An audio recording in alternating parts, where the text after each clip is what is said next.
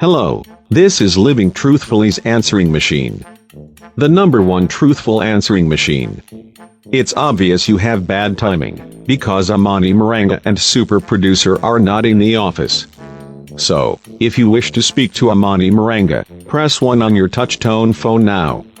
If you wish to speak to super producer, press 2 on your touch-tone phone now.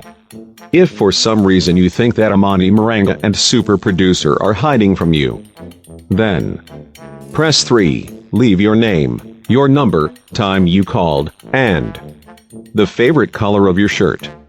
They will get back to you if they like the color. Ha ha ha. Okay, to be honest, the real truth is that all of this button pressing doesn't do anything. Yeah, it only makes us feel like we have a big time phone system. Ha ha ha.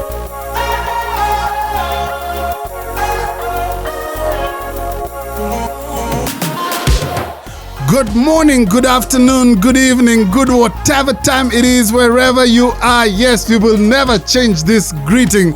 Welcome to episode 54 of Living Truthfully. And this is a party club. Yes, you see, we've upgraded. We've got live claps now in studio. We're doing very well. No cost. What did you guys say? No cost. No cost. At no cost. Yeah, we've got new claps at no cost. But you guys didn't do well enough.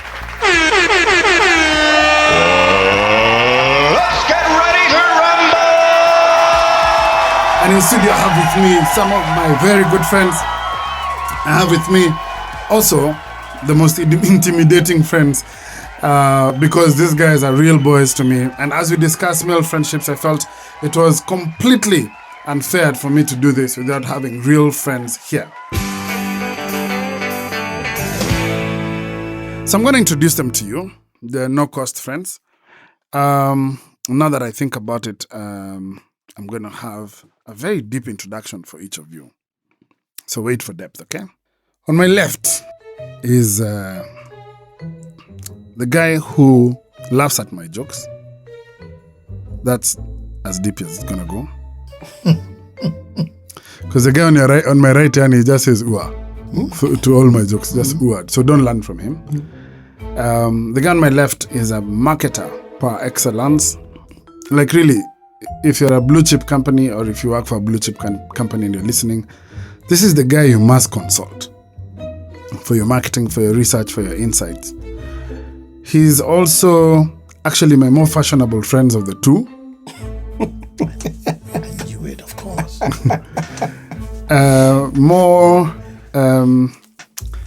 You know the guy who's refined. You can tell he's refined, well brought up. But he's also the guy who I test all my bad ideas with. Ladies and gentlemen, put your hands together for the one and only Gerald. Owino. Jambo, everyone. Jambo. Look forward to this chat. Let's get into it. See? He knows how to respond. So on my right is a silver fox. So on my right is probably one of the people I respect the most as thinkers. Wow. Because he has such great ideas always. Like he's always thinking about problem solving and bringing new solutions to things, to life generally. Mobilizer par excellence. Like I don't know how people never say no to him.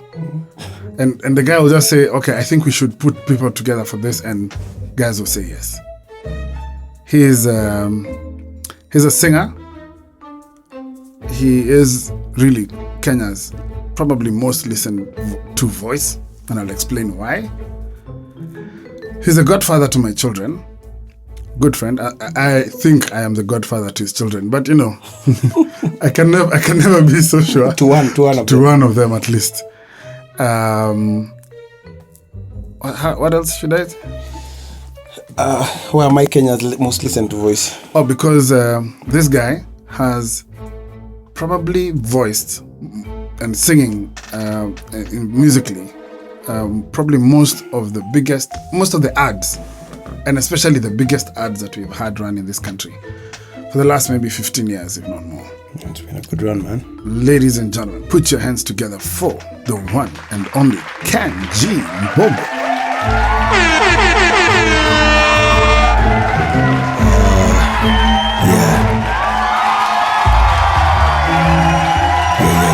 I forgot to say he's also my shady friend. Yeah. It's me, I'm with the microphone. 1 2 1 2 checker. Mic checker. So you didn't have a career as a rapper. I didn't, but I tried. And what happened?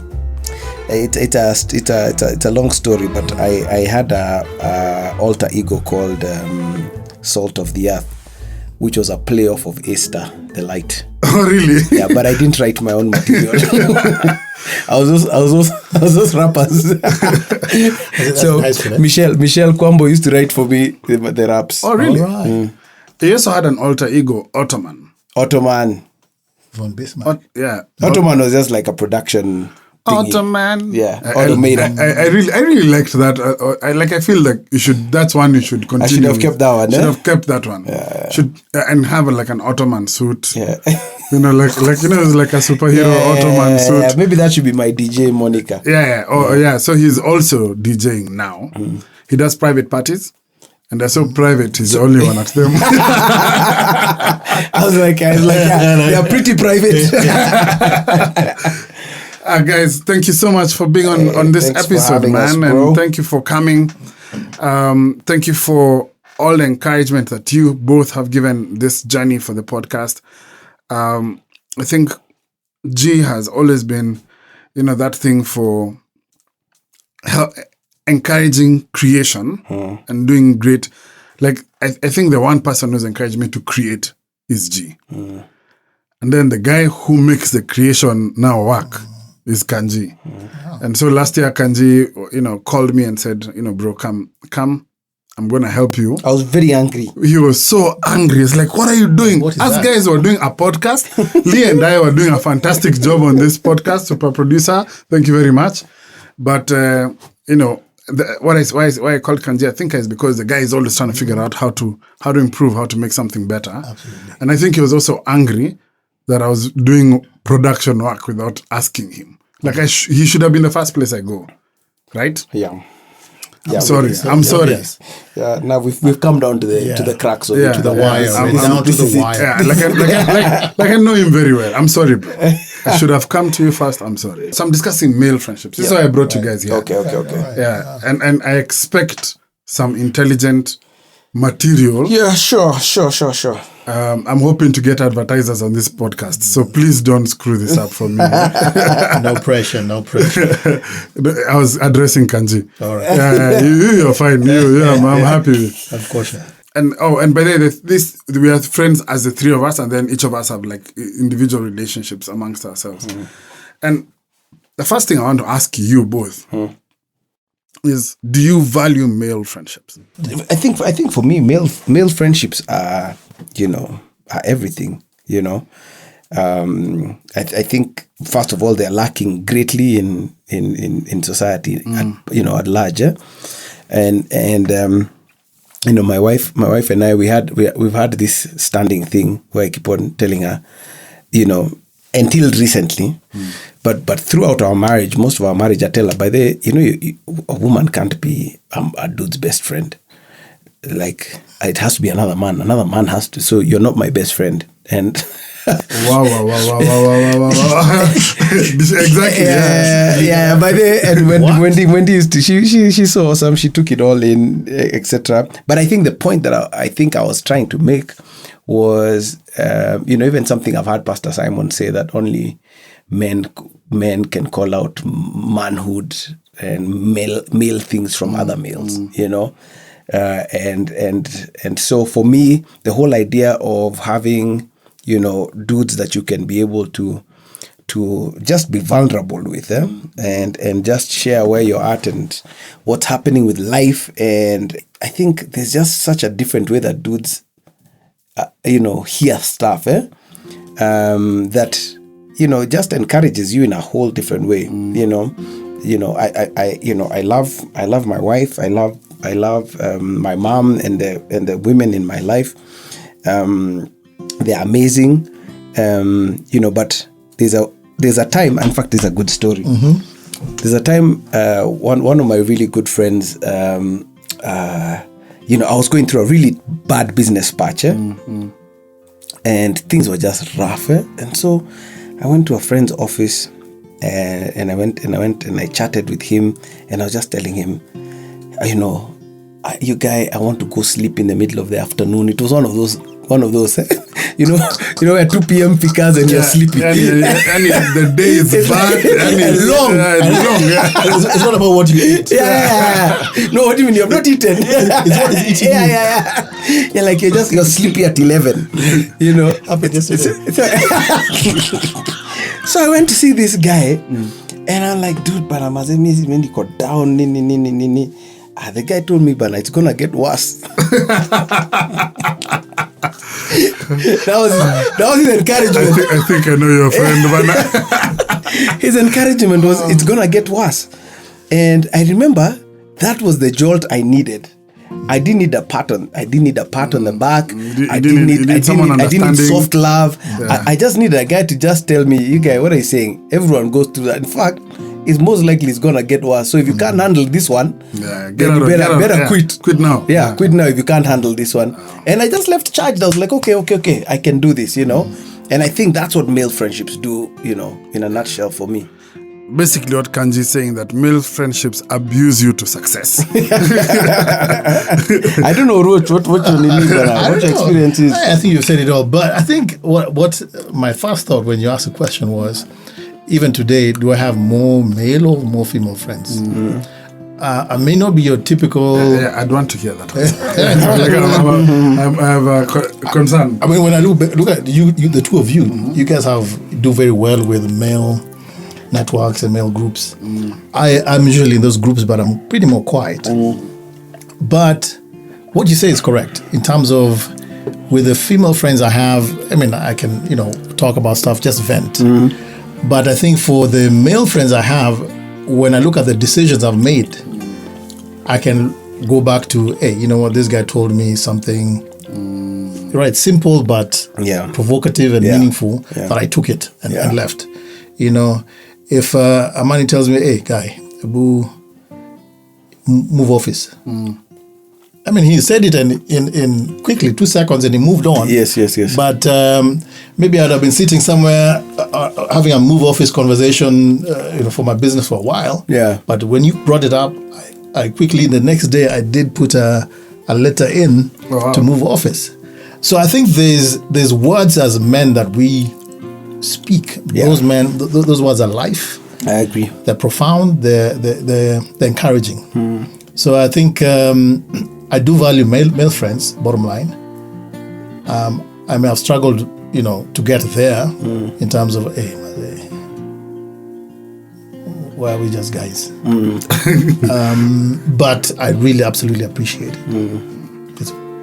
G has something he says, and usually it's when we're with him. So I know him is like, this friendship is locked down, and he says we need something, something soft. Yeah. We talk about hard things, let's go buy land, let's go do this, very structured, very useful things. Yeah, you need something soft. But you need the soft one.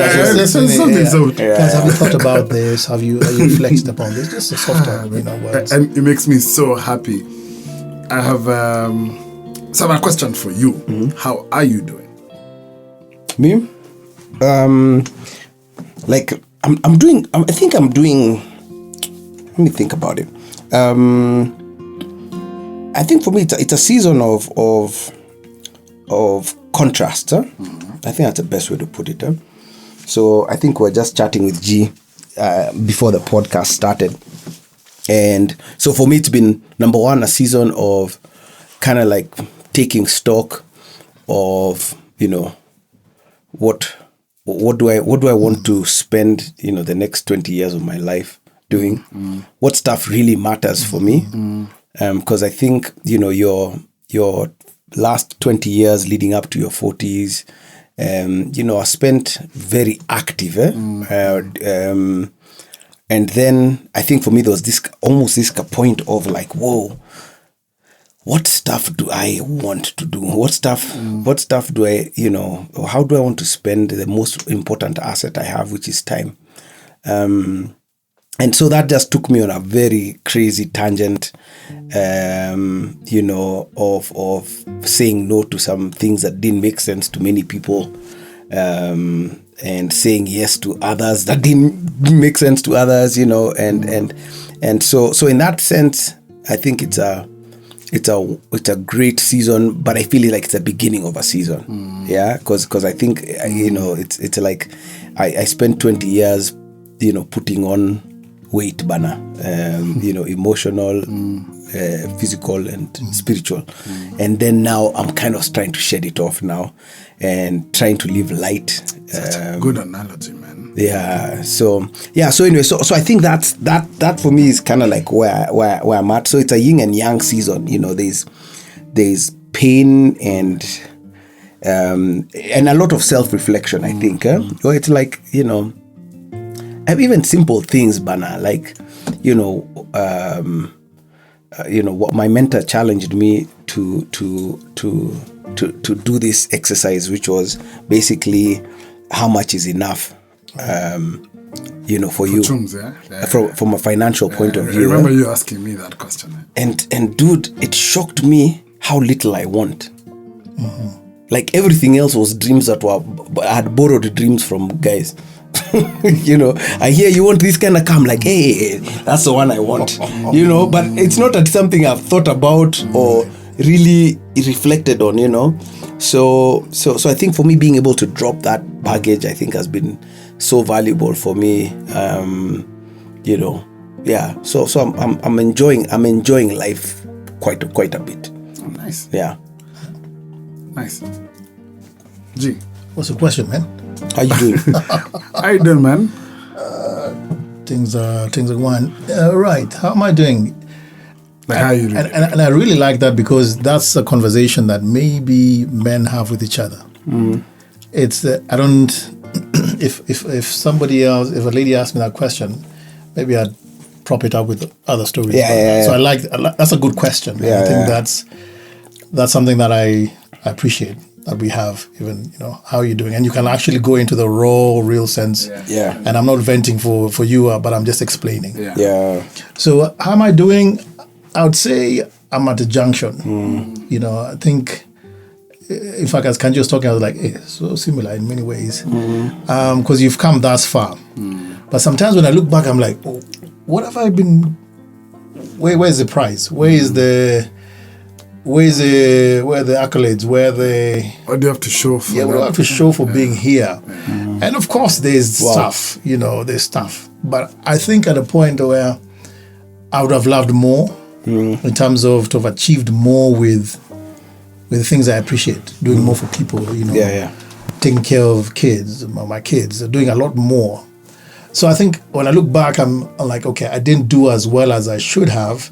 And so when I'm looking at this junction and want to cross over to another side, I'm looking and saying, this is then what is going to be important for me. Then I must then focus on what is important for me. Not, you're right, not about the toys and what have you, but what am I passionate about? What am I angry about that I want to create solutions for? Yeah. How am I using my brain? Yeah. I really like to use my brain. I like my brain, I think.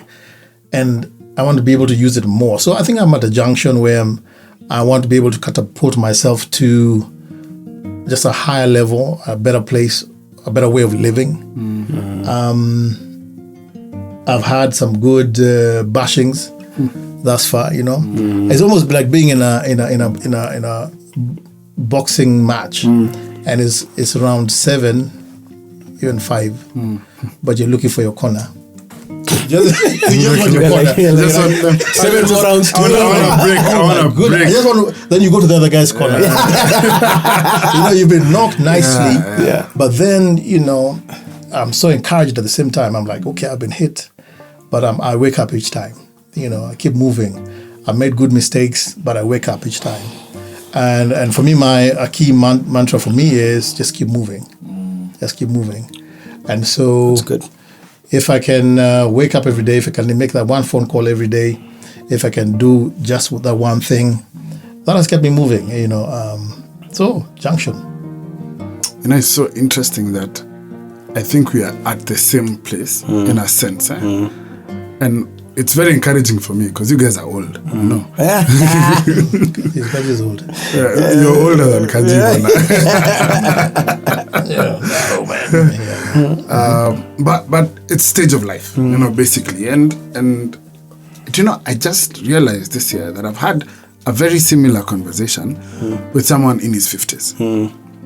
And I realized that maybe it is part of the cycle of life for a guy. I don't know if it happens to chicks the same way. But for a guy, I feel like we go through several junctions. It's like you do this. So 40 is a big one, and the time around 40 is a big one. And I think that's what you're making reference to in terms of here's what you've done in the last 20 years. What are you going to do with your next? But I feel like it's almost like the 10-year tranches of this decision-making process and how that happens. Because I'm in a junction as well. I feel like I'm starting a completely new path in terms of my career. Just gotten out of a dark space. So now, energetic again and, looking to have new contribution to society, like what maybe new family setup. Like, I don't know. I'm just, like, I'm open to a new possibility, and that's such an encouraging place to be at. Kanjii, you've done something big last year, but this is the year we are seeing it. You've done a new album, which is very different from probably any of the albums that you've done. What is that as an expression of who you are? And you guys, you must listen to Kanjii's new album, man. You must find it. It's called Set Us on Fire. Brilliant worship, 10-track album. But it's just a very more global sound. Like, why have you done something very different from what we've had before? Yeah, I think for me, it's everything is connected. And how's that? So I was looking for that. Like, how is that a story of who you are? Yeah, everything is connected for me now. And I think one of my reflections as I was turning 40 was almost like this thought of if I put myself in God's shoes, right? What did I give this human being called Kanjii? Yeah, what did I give him? And what expectations do I have of this dude, right? And then now I reverted back to self and I was like, okay, so based on what God, I think, would be most curious to find out from me about how I lived my life, how does that compare with what I'm doing right now, right? And I think for me, that's one of the things that then now really moved me to really embrace the calling for worship music. I've never really embraced it. There's always, which is hard to hear, isn't it? Well, we have to talk about that. Yeah, how we there's something in us, but we're always running away from it, not quite embracing it. Because this has happened to you. Is what you're talking about. Brilliant. Completely. And I think for me, there's a part of me that was like, oh man, it's cheesy, or it's this, or it's that. Like, I don't want. That's not my brand. Gerald is dead. That's soft. There must be something big out there. Come on, I'm like, and then they don't make much money, those worship guys. I was like, there's gotta be something else. There's gotta be something else out there for me, man. I like that. And so I'd never really even called myself a worship musician, up until that time. And so I think that was one piece that was happening for me. Then the second piece that is kind of connected now with what I'm doing right now with my music, was then now asking, did God give me, there's a parable of the talents. As far as, chops, the skill, did he give me 1, 2, or 5 talents? Right? Did he give me 1, 2, or 5? Right? And so if you're saying, One is local, like local in your community, right? And there's some people who that's what you've been given, right? Like you've been given a one talent. Two would be, you've been given just regional. You can be a national guy, or break out into the region, right? And then 5 is you've been given a global talent. And I really and just doing a self-assessment, I was like, I think God gave me a global talent, and it was a point of realization. Like, okay, I think that's what He gave me. I think He gave me 5. Let me cut you short there, because that's such a good concept. Yeah. Yesterday I saw the 100 most influential people in Africa, and there are some interesting Kenyans. Yeah. On first scan, and maybe I need to check again, but on first scan of that list, I didn't see Chris Kirubi. Yeah. And I was in shock, because there were some names there that are not as wealthy as Chris. Yeah. But then they are influential in Africa. They're counted as top 100 influential people in Africa. Wow. Yet, so it's not like wealth was a measure. Wealth only was a measure. Yeah. And what you're saying is that there are people who can be kings in a village, and that's it. Yeah. But they do a great job at being king for that village. That's a one time. Yeah. There are people who can be king at a region. Yeah. And that's what they're created for. Yeah. And then you have the global guy. Yeah. And that for me is just because I'm just connecting it to this influential people in Africa, because for me it was surprising that the king in this some village, people who are there and some then there was not there, and some people that were there, I was like, huh? Yeah.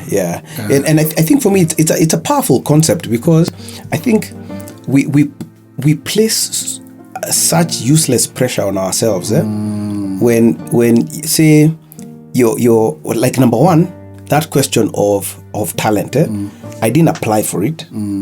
That's God given, right? The same thing with business people, etc. And God's expectation on us guys is about profitable return. It has nothing to do with volume. So it's not about, can you become a 5 talent guy. No, it's like it's about you. It's You like were the profitable one. return. You were the Whatever one. I have, You were the one. well, yeah, give me another one. Exactly. And so and that for me was very huge. Wow. So it then took me to another part of my journey, which was then now saying, okay, if God gave me this global talent, then I need to do everything within my power to basically present, write, produce music that's global in its nature, but also with a caveat to the thing that again, me I'm a church guy, but so sorry, listeners. I quote a lot of scripture. He's a worship singer. Worship. So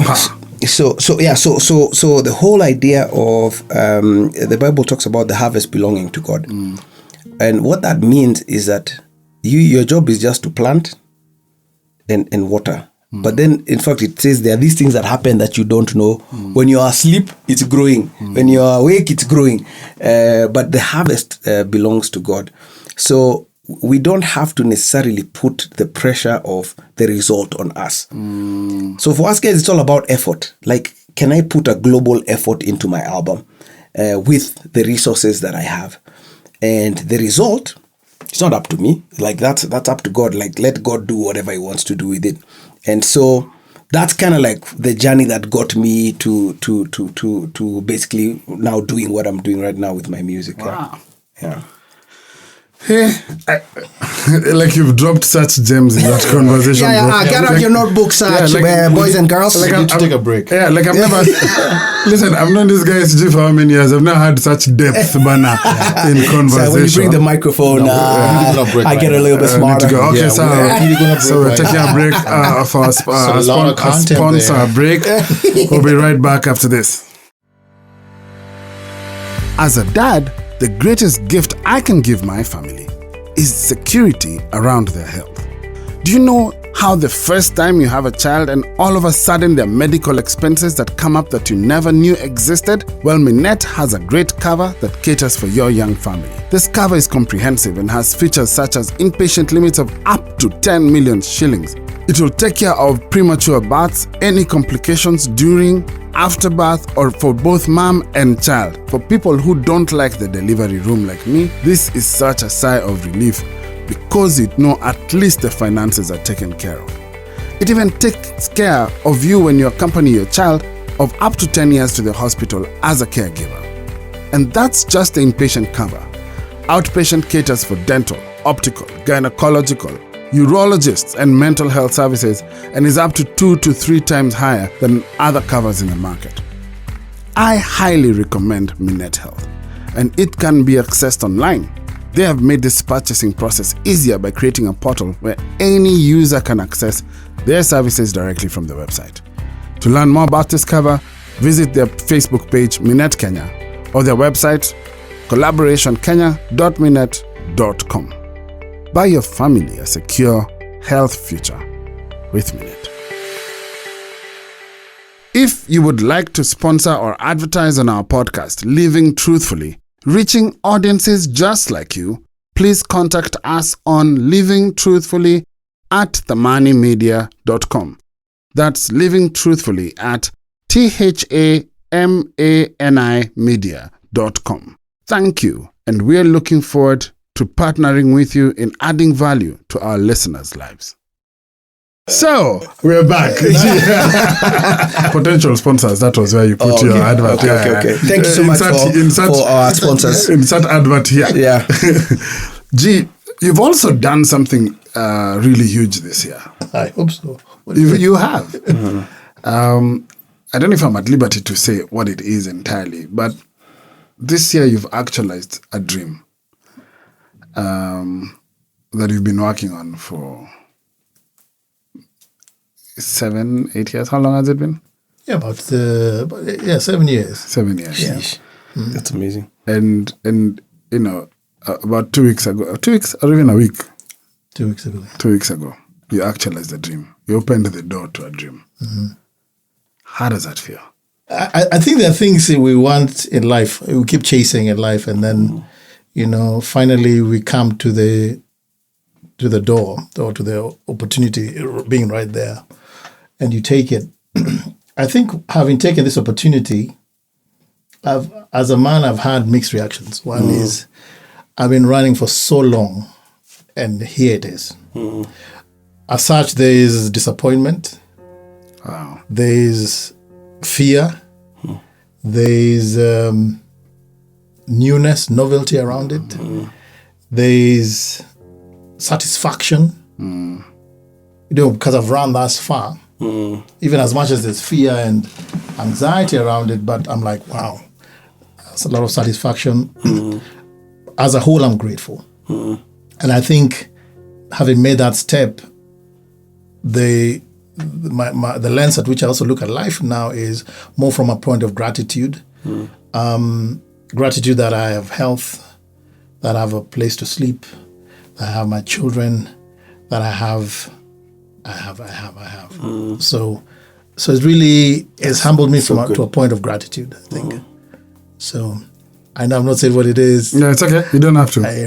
Are you basically saying that so you've got gratitude for sure. That's like the overarching. Yeah, that's taken. Like I'm like, whoa, like I accomplished this thing, right? Yeah. But then you're also saying there is like, is this it? Yeah, you part of the novelty will be like there's a newness around it. So is this it? Is it part of the pain that you've gone through? Is this it? Yeah. But it's not a negative. Is this it? Yeah. It's a more of giving you fuel to now go farther. Yeah. So I think when I look at it, I'm like, it's telling me this is the beginning rather than it being an end in itself. So I'm excited about, even if I could have just done is now look at what's the next opportunity to look like. So it has nice. It has really encouraged me to the next one. So that's what it is. Yeah. Wow. That's good, man. Congratulations, guys. You guys have done some big things, Bana, in your 40s. Like I said that, but I know what. What you talking about, man? Like 25. Yeah, because it was not until you were 40 that you started doing things. Well, actually, yeah. Really, when we were in our 30s, we did the things, man. Yeah, but there are different things. Like, what was the longevity of those things? Yeah. And I'm saying that because I ask myself, I grinded. Yeah. I grinded, I built a business. You know, I bought my dream cars. You know, lived in a good location. Like, and there's nothing wrong with those things. But I don't feel like, and I understand the question you're asking him, because it's an anticlimax to it. You guys were witnesses to those things, but and I enjoyed them. But now looking back, there's an anticlimax to those things, and maybe the sense of joy and accomplishment is useful, but that in the things themselves, there was no longevity to it. Like there's no. So, but as guys, you know, we watched you go and see those things. It's true. And we watch each other doing that, you know, whether you're chasing the car, whether you're chasing whatever you're chasing. The guys are always just there. It's like there's a small committee meeting. Looking at you being excited about those things. Then we're like, okay, when you're finished, then let's go and do other things. So I like that when you talk about the male friendships, and that's how I look at it in terms of we let you let me do my thing with my excitements, but then fundamentally, okay, once you've done, now come, let's do the meaningful things in life. I couldn't see them. I couldn't see the meaningful things. Some of them. That's what we saw. We saw you, and you can see me doing those things. And maybe even as guys, maybe it's being able to do more and come closer at that point and say, okay, fine, Amani, that phase is gone. Let's move on. Gerald, that phase is gone. Let's move on. And talk more to me. Call me out a lot more. I think you talked about being called out because so for example, this podcast conversation, if I'm not wrong, we're called Amani out on communication. He's such a good speaker. And we're like, okay. I think it was like 3 years before this podcast even showed up. This is where the sponsors come in.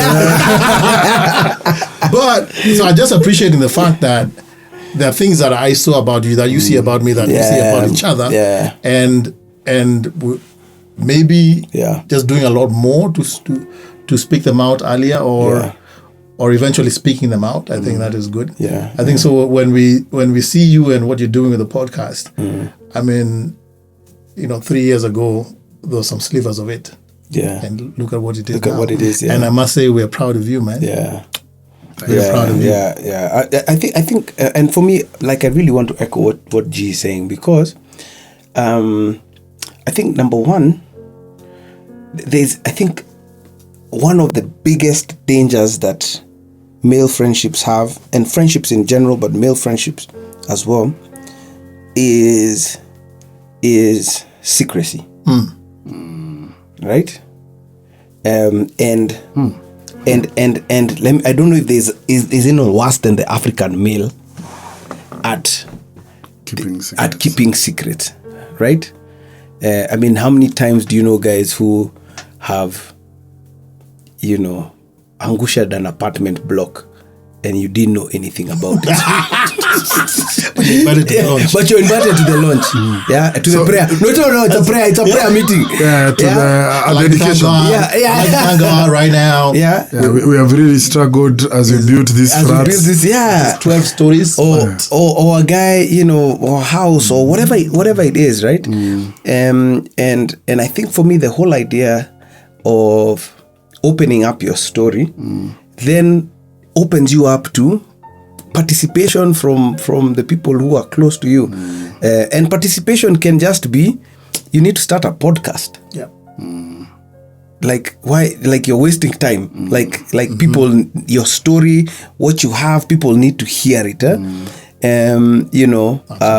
But if you we hide our pain for sure,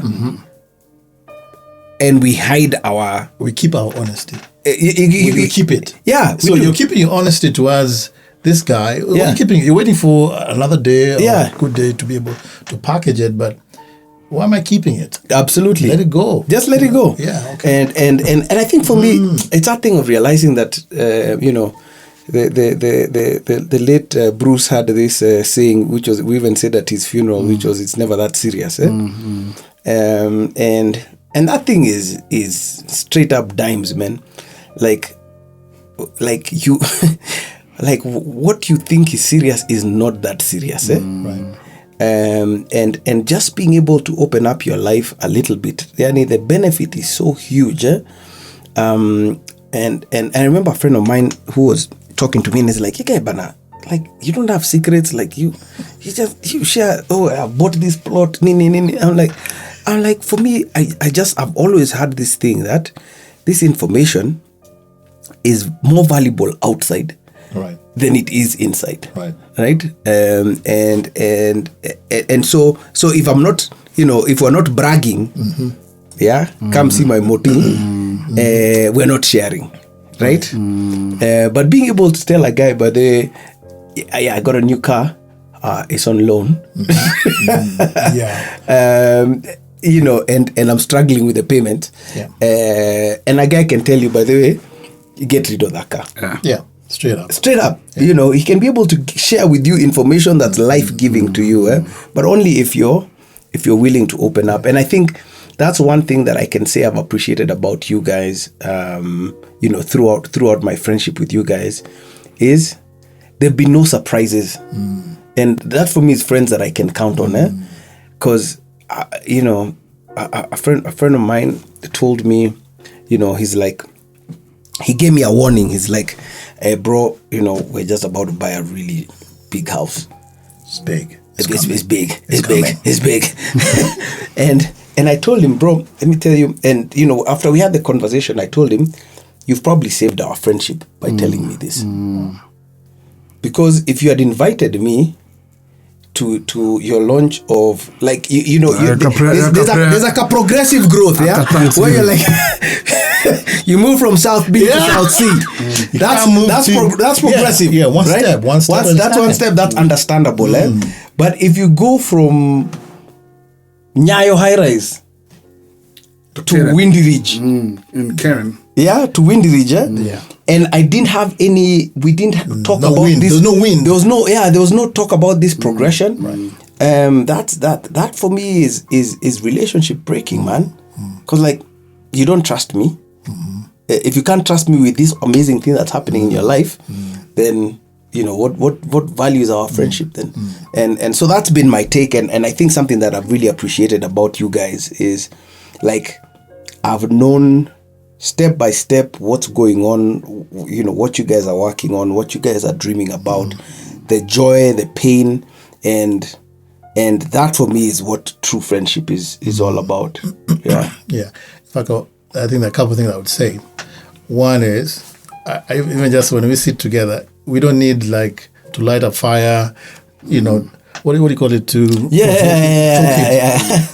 set it up, to now talk about, to go inside, to go in deep. Yes. We don't need it's like a 1-bedroom house. Yeah. You enter and the living room is there. Yeah. So I like the fact that we can just sit and just be honest from the point go. There's no, stories or preambles. But also one thing I like to say based on that honesty is, and this is about you and money, I think there are 2 men in my life I've met who have told me some words. I'm like, my friend, just stand where you are. I think you're a bit too close to me. Yeah. So, and those are men who have said, "Bro, I love you." Yeah.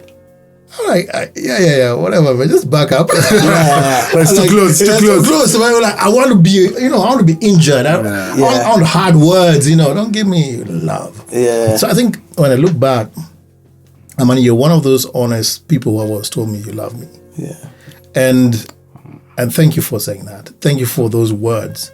Thank you for that encouragement, because why are you keeping it, or why am I keeping it? Yeah, absolutely. Why do we keep it? There's nothing soft about it. It's quite, I think they use the word honest. Yeah. So thank you for being honest with me and sharing your heart with me. Yeah. And so Yeah. Air conditioning is high in this room. I think you want to work on super putting producer, down add the something, aircon. yeah. So here's a question for you guys. I'm not the Just podcaster, ask. but let me just ask. So, because I sense this for someone who's listening. How do you go about finding, building, nurturing, growing, like meaningful male friendships that are beyond, just where we go to the bar together and we chat, like that vulnerability. How do you go about it? Like how does it work out? I think I figured out something very interesting the other day, because the for male friendships to work, really, like what us guys have probably are continuing to grow, there's a need for vulnerability. Okay, but vulnerability doesn't come from nowhere. I figured out that humility is a prerequisite to vulnerability.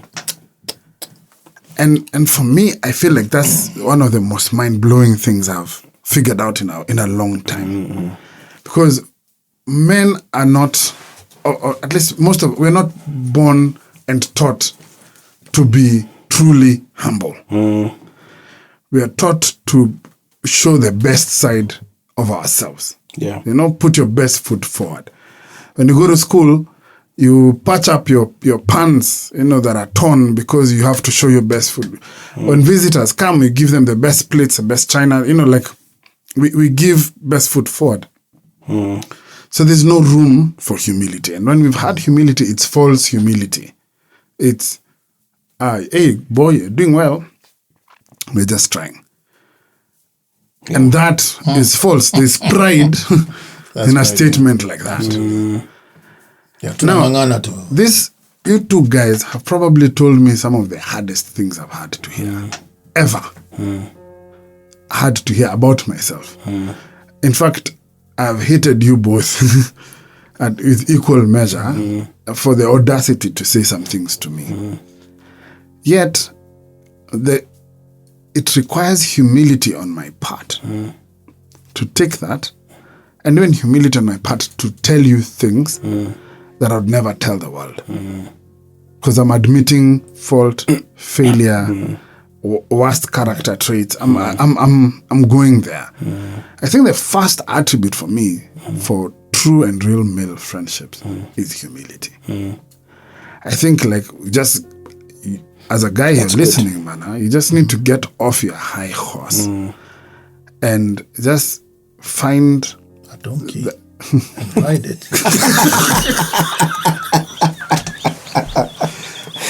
I'm finished. Hello, donkey. Hello, donkey. Without donkeys. But they take us places. So that's a point. How did this become a conversation about donkeys? Donkeys. Well, I think in terms of what to do, as I agree with your point on humility. And for me, what has practically worked for me is this. And it's really a realization I'm having. As men, we are territorial. So it's all about your kingdom, my kingdom. Everyone's taking care of their kingdom. Yeah. But I think what I've realized, even from just watching you guys, is I need to move from my kingdom and come to your kingdom. I need to move from where I'm seated in my high horse and come and find out, okay, Amani, what's going on in your house? In your low donkey. This is where this was going. I saw where this was going. But it's about humility. Yeah. So on my part, I've just appreciated the fact that I can leave what is that high horse of mine and go and find out how my brother's doing. Yeah. How for me is to show up. Where are your money? Where are you, Kanjii? Can I show up at those things? Yeah. So if I get the opportunity now, and I'm refining this thought and lifestyle as well, is where my brothers are, can I show up in that space? I have two other thoughts, and this is just based on us. Second one is value system. yeah, we've had a very similar value system all through life. For sure. Purpose. Purpose, we've all chased purpose. We've all done business ethically, and we've almost paid for it. Paid for it.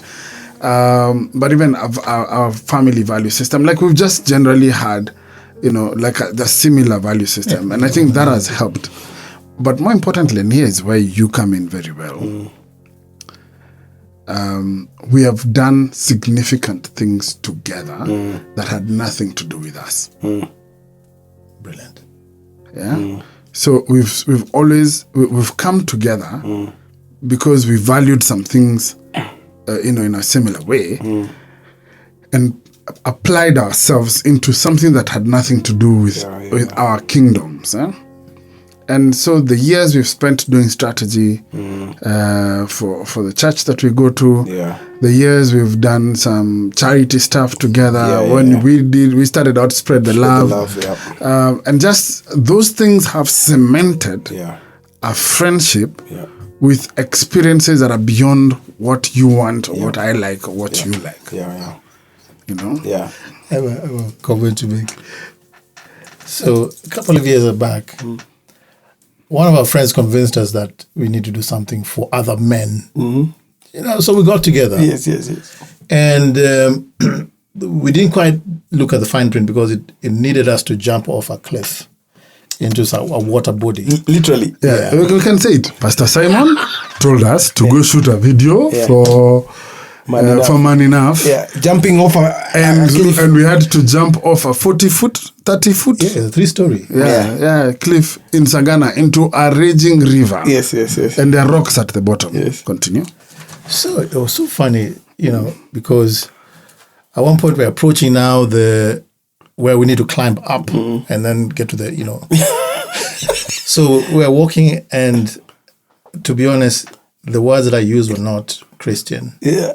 I cast all the way up that thing. I mean, French fries, frogs, and fish. Yeah. Where am I going to do? What the higher I'm going, I'm like, French fries. Yeah. Are you French frying me? French frying me.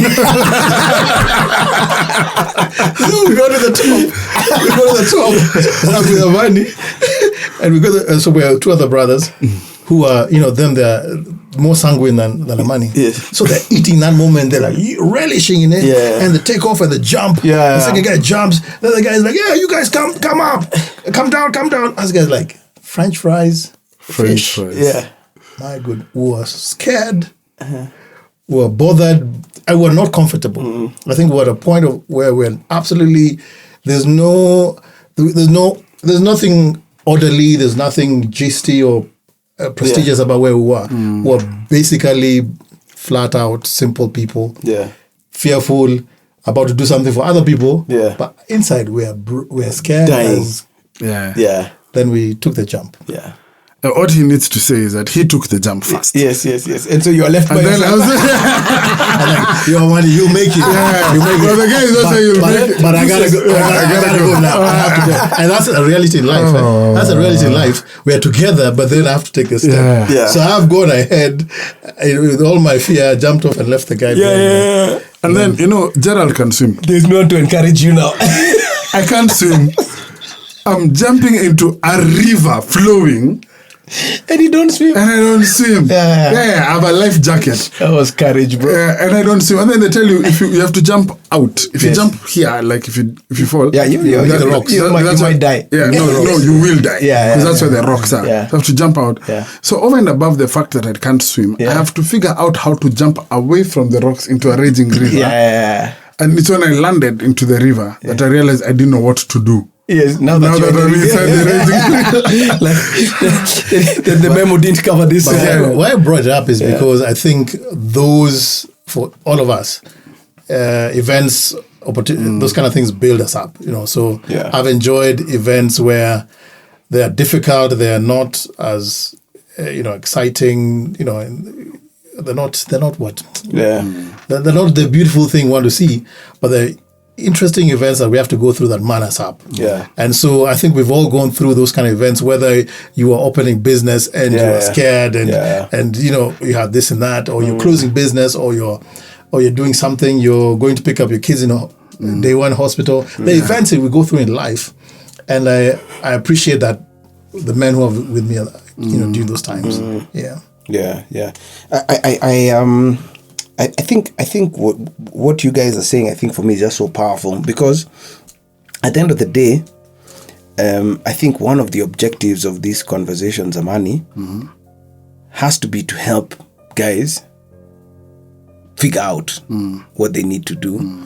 Because us guys have so benefited from having strong male friendships, like real friendships, you know? And you're like, man, you see guys suffering, and you're like, dude, man, like you need a best friend. You do, like that'll sort out a lot of your problems. It's true. Just having a guy that you call and you're like, you know, dude, like let's just hang, you know. I called Amani one time. I said, you know what? I've been kicked out. I called him. Yeah. I have nowhere to stay. Yeah. That was the call was not the issue.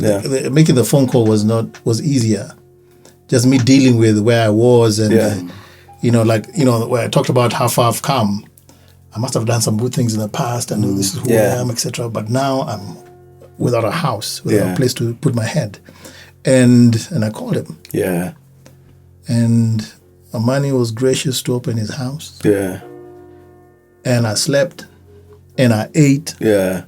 And I woke up the next day. Yeah. Made a step.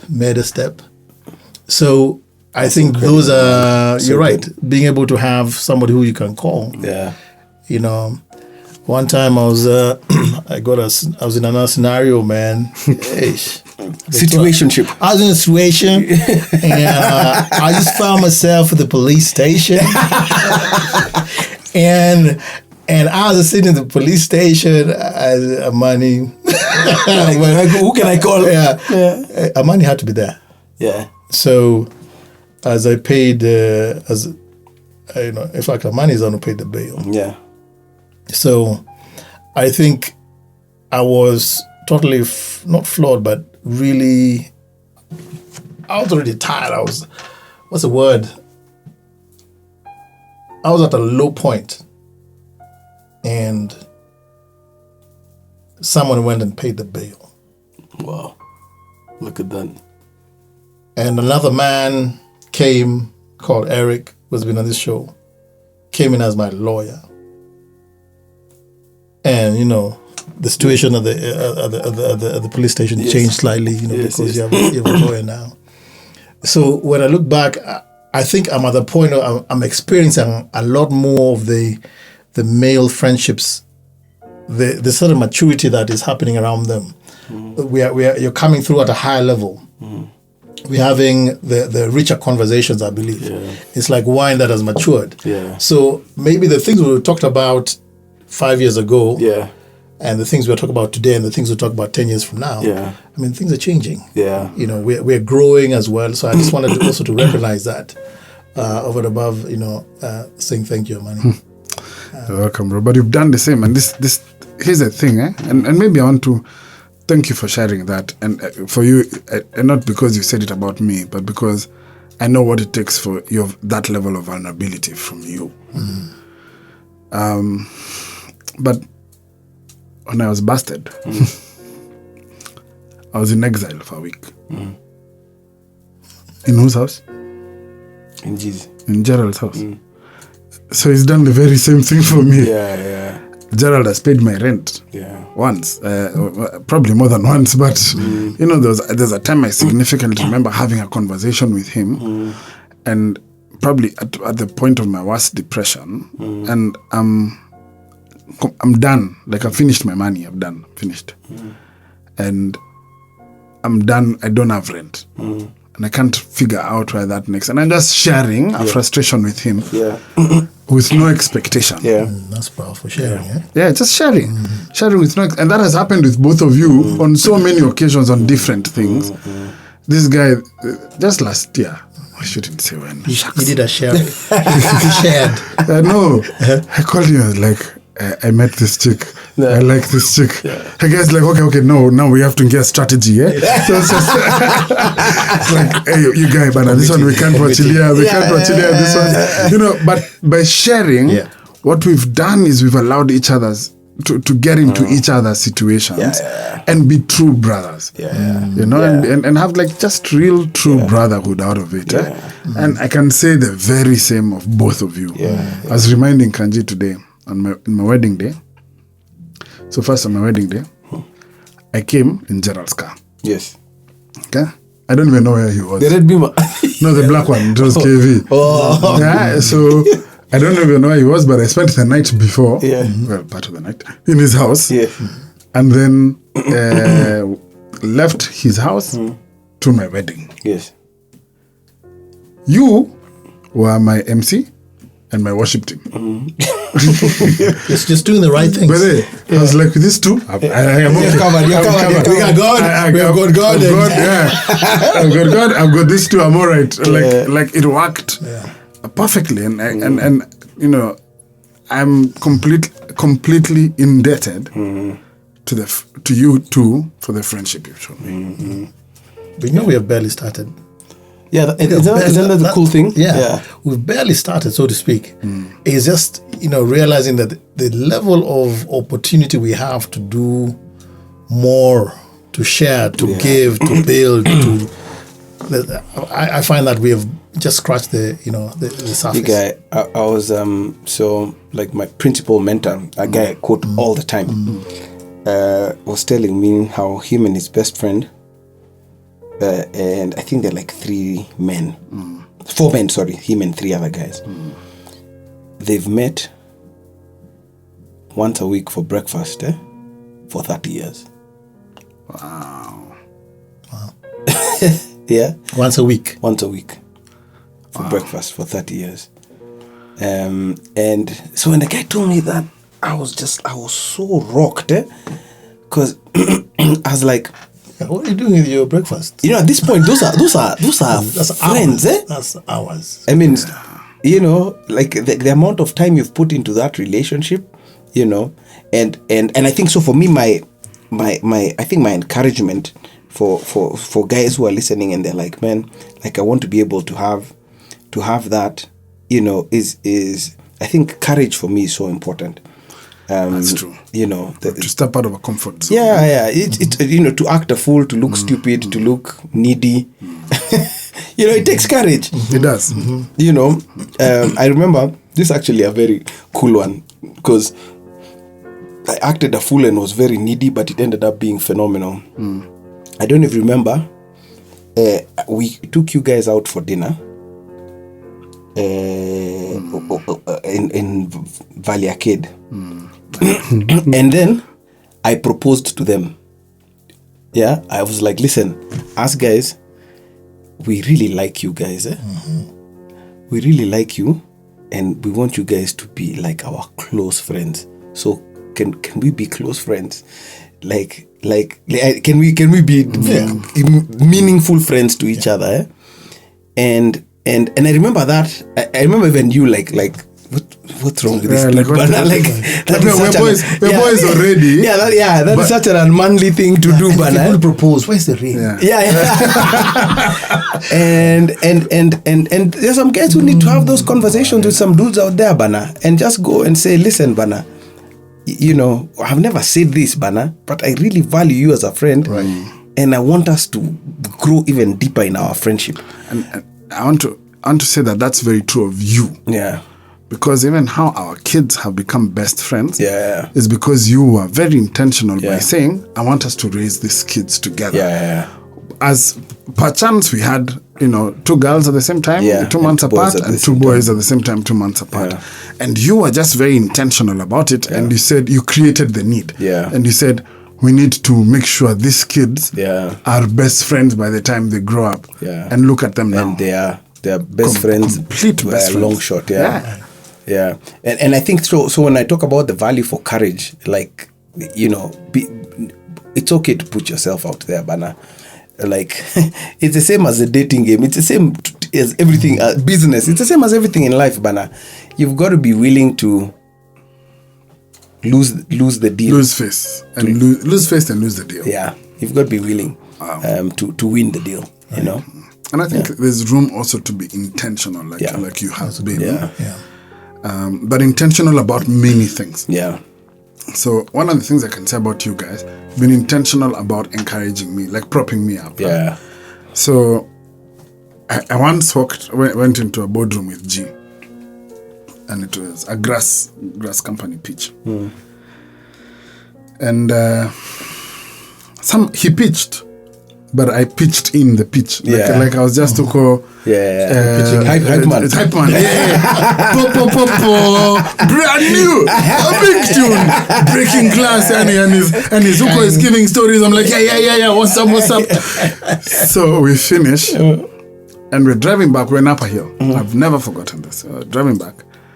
And at the junction, as you're coming from Kenyatta Hospital to join Ngong Road, like at that junction. Yeah. We're waiting for traffic to open. Yeah. And the guy looks at me and asks me, why are you poor? You don't even kumbuka. I remember like, why are you poor? Yeah. Like what you did inside that boardroom was phenomenal. Yeah. Why are you poor? Yeah. Bro, I worked at becoming a great pitcher because of this guy. Wow.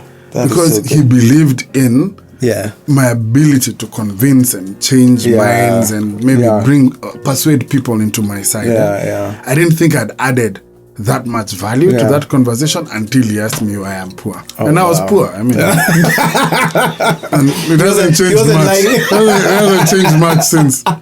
No, you're less poor now. But I can say the same of you in terms of my emceeing, my emceeing growth.